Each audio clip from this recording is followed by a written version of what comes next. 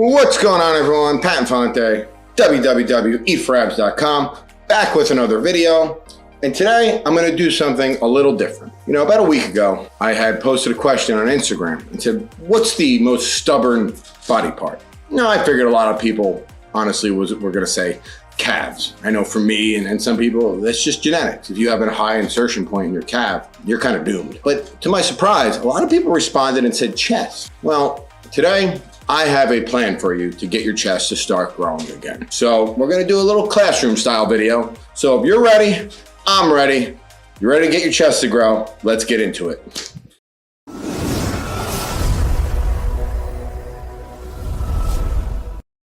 Okay, so as you can see here, I'm pretty much gonna lay out a blueprint for you and show you how to get your chest to grow.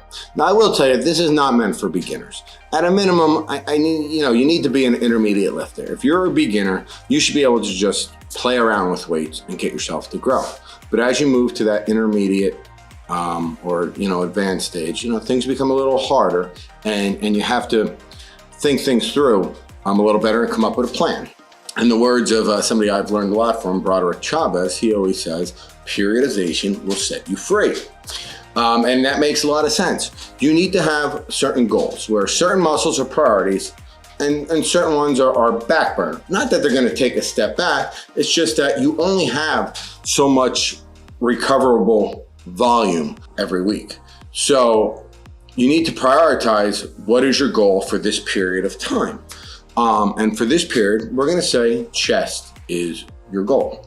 Now, I would insert the plan I'm gonna give you for your chest routine and then fill in everything else around that. However, I wouldn't, program 20 sets of legs and 15 sets of shoulders and 20 sets of back. You have to be smart. I would say, weekly volume, maybe give or take 12 sets of legs, 3 sets of squats, 3 sets of lunges. I would kind of stay away from the deadlifts because they are systemically fatiguing and we want to use a lot of your recoverability on your chest to get your chest to grow. And some accessory work.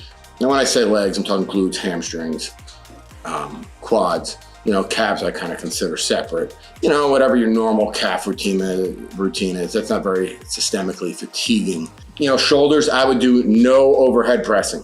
Your front delts are gonna get enough work just from doing this chest routine. Side delts, always gotta do side delts, and they can handle a lot of volume. Same thing in rear delts, biceps, triceps, not overall too systemically fatiguing.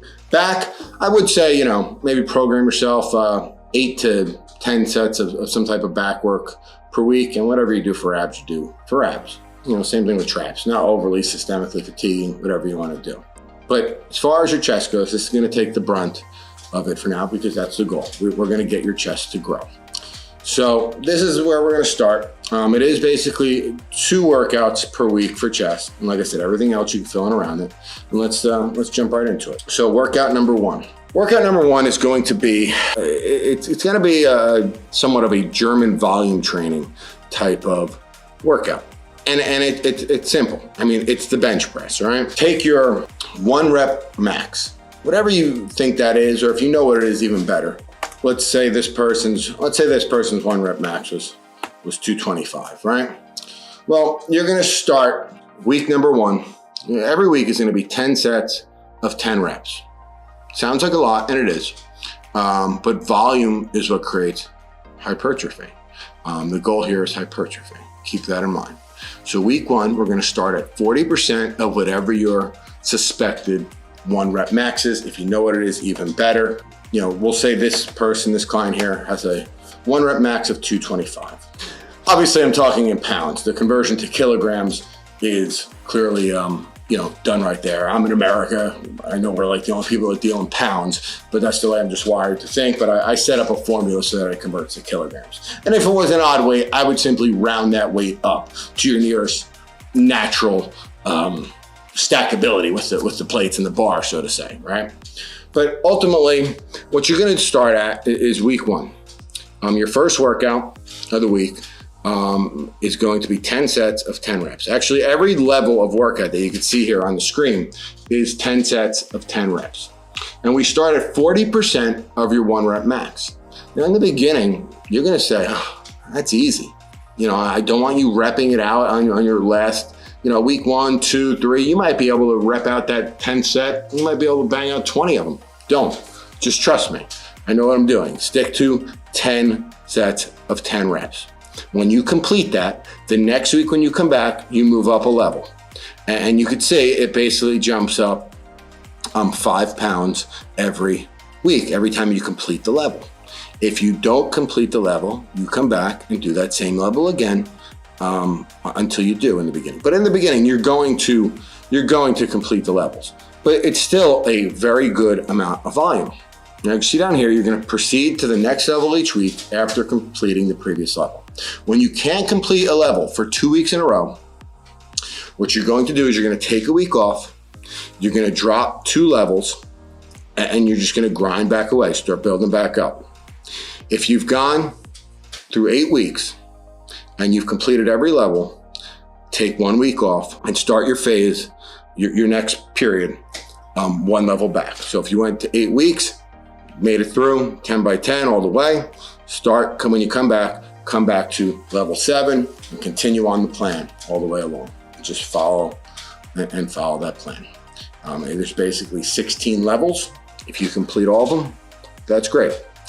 Trust me, when it gets up there, it's gonna get pretty hard. And as you progress through these levels, you're gonna notice chest growth, assuming your diet's on point, which we're gonna get into shortly. So that is the main hypertrophy driving workout per week, all right? Now there's gonna be a second chest workout a week. And the second workout is basically performed 3 to 4 days after the first workout. And it's a much lighter workout. Basically what you're gonna do is your favorite incline variation, whether you want an incline press, dumbbell, hammer strength, a machine, I'm not that overly concerned. You don't wanna go all the way to failure, but you want good hard sets. The first week, there's gonna be 2 exercises essentially, an incline variation and then a chest fly variation. I prefer machine. You wanna use dumbbells, use dumbbells. But the first week, you might wanna just do 2 sets of each exercise that you can see here.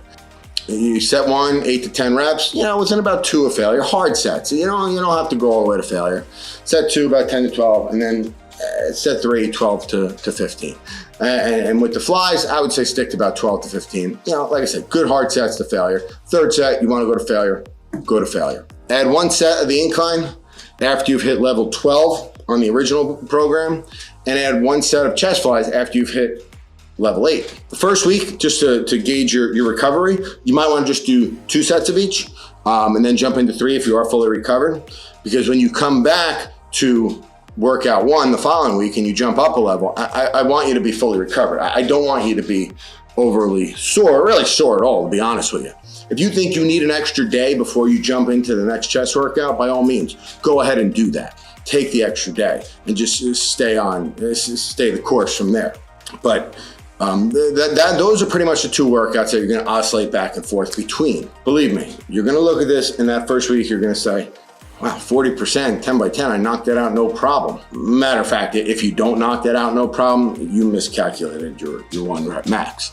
But believe me, you're gonna feel it the next day, and you're gonna keep building on that.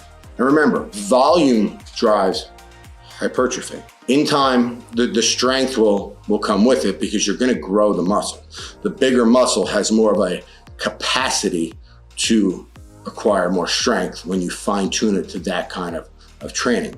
Right now, we're trying to pack size on your chest, and this is the way you're gonna do that. Now, along with working out, there's another component, obviously, and that is eating, right? So you have a macro calculator here. And we're gonna say this client's weight is, say it was 170 pounds. At 170 pounds, 77 kilograms, so to say, the total calorie intake should be 2720. And it's just basic stuff. I don't know if you're aware of this or not, but protein has 4 calories per gram of protein. Carbs are 4 calories per gram of carbs. Fat is 9 calories per gram of fat. Alcohol actually is a 4th macronutrient. Technically, it has 7 calories per gram and it has 0 nutritional value, but it does have calories. So what you're gonna do is the first week, you're basically using a multiplier of your body weight in pounds times 16. And that's the amount of calories you're going to start with. And again, we might have to adjust this, but we need to get a starting point somewhere.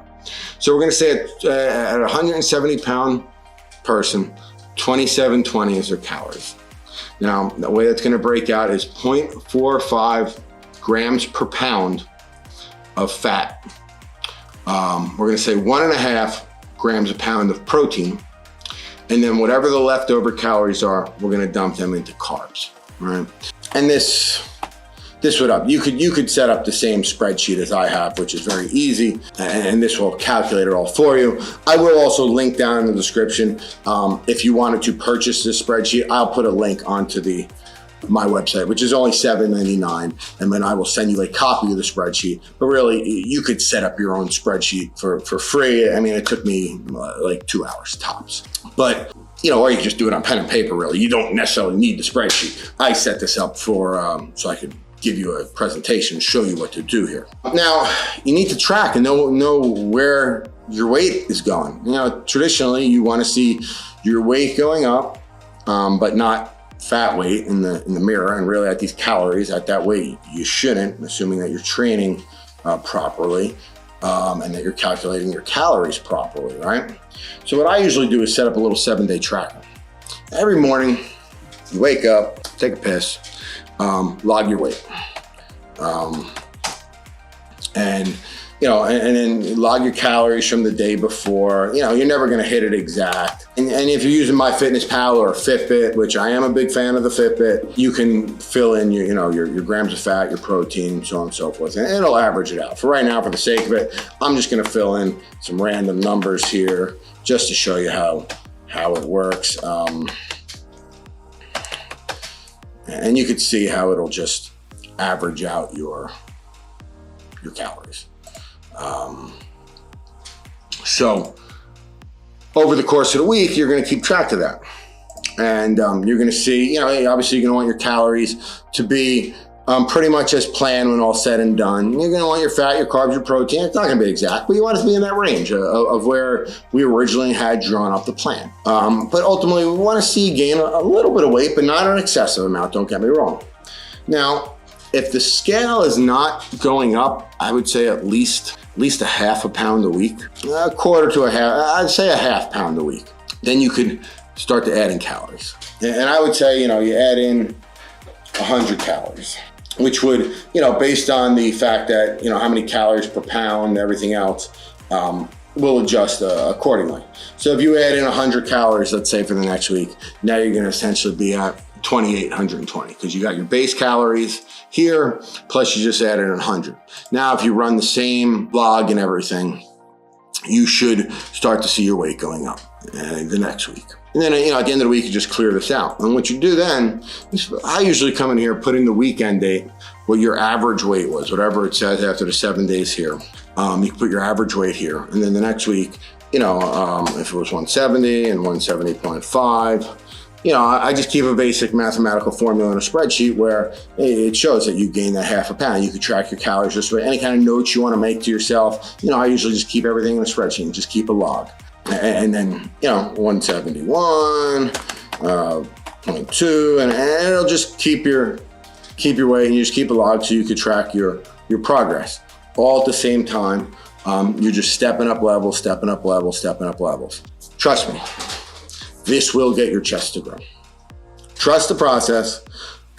This plan will work.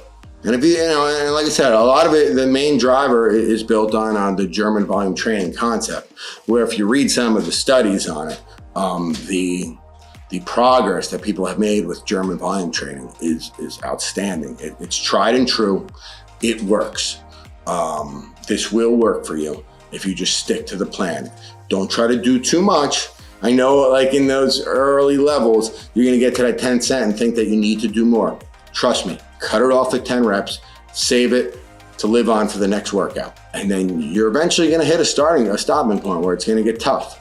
But you know what? You're gonna notice chest growth. As you step up these levels, time over time, you should start to notice your weight going up and your chest starting to develop. For sure, just trust me. So give it a shot. Like I said, if you wanted to use my spreadsheet, you could purchase a copy off the website, which I will link in the description below. But like I said, you could set yourself up just as easy, the same exact spreadsheet, or quite frankly, do it on pen and paper.